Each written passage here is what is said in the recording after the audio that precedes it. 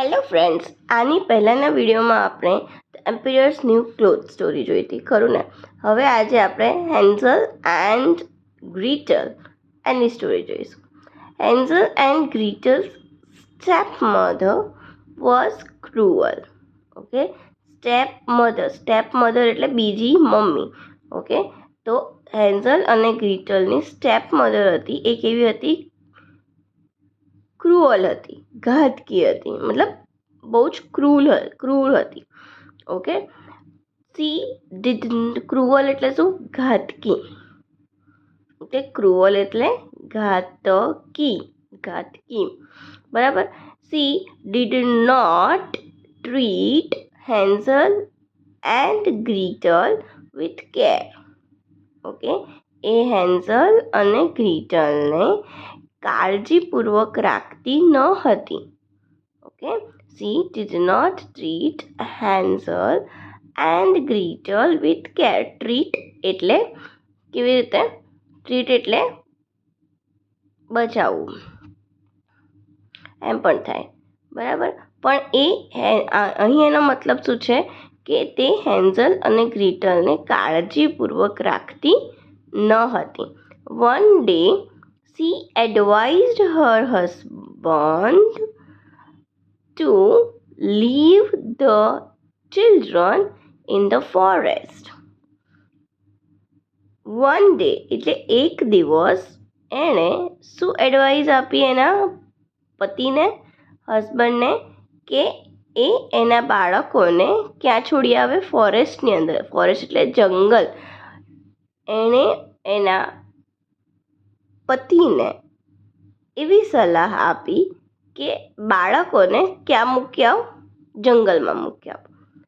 As they were on their way to the forest, Hansel dropped bread all the way.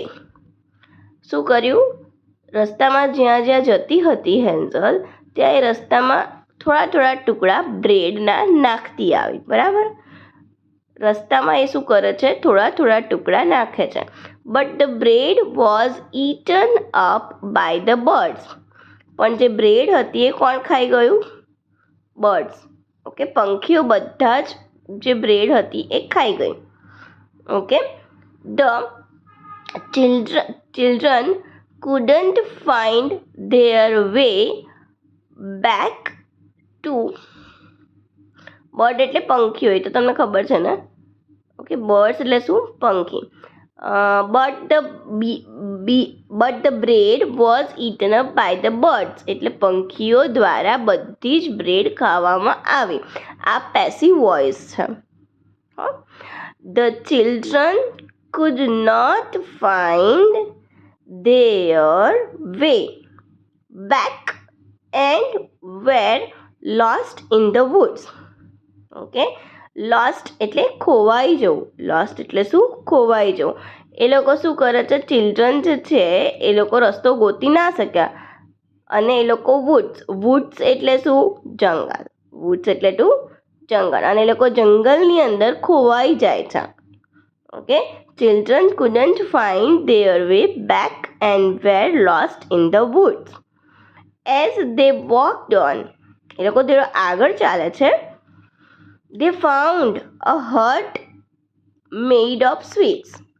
એ લોકો રસ્તામાં આગળ જાય છે, ત્યાં એમને મીઠાઈઓથી બનાવેલું એક હટ, એક ઝૂંપડી દેખાય છે.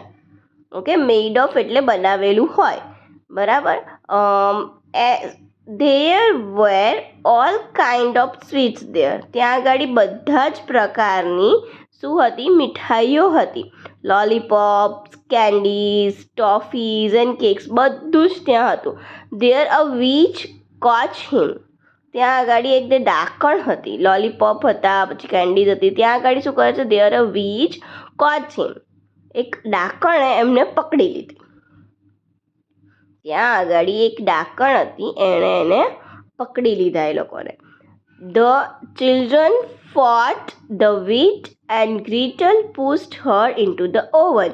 ત્યાં આગળ એ લોકોની લડાઈ થઈ ગઈ, બાળકોની લડાઈ ડાકણ સાથે થઈ ગઈ અને ગ્રીટલે ઓવનની અંદર જે પેલી ઢાંકણ હતી એને ધક્કો મારીને ઓવનની પુષ્ટ કરવું એટલે ધક્કો મારવો.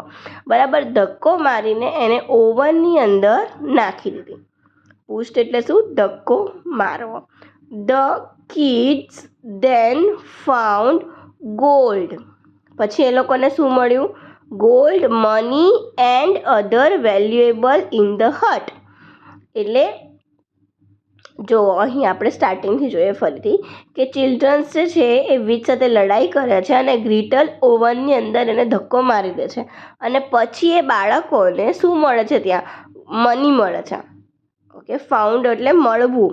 એ લોકો ત્યાં ઝૂંપડીની અંદર ગયા હતા ને, તો એ ઝૂંપડીની અંદર એમને બહુ બધું સોનું મળે છે, પૈસા મળે છે અને બહુ બધી વેલ્યુએબલ થિંગ્સ એટલે બહુ બધું કિંમતી સામાન મળે છે એ હટની અંદર.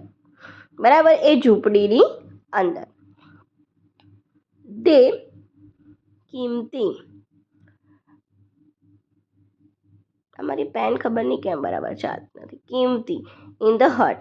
They managed to find their way back to their father and found that their stepmother had run away.